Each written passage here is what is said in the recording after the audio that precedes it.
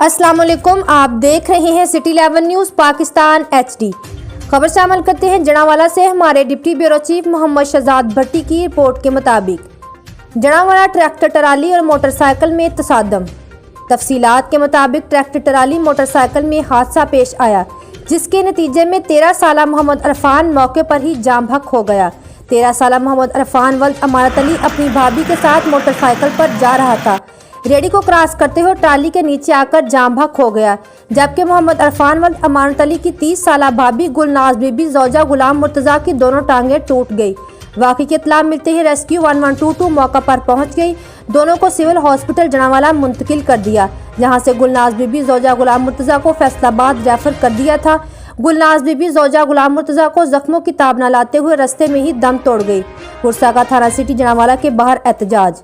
मजीद खबरों के लिए देखते रहिए सिटी 11 न्यूज़ पाकिस्तान HD।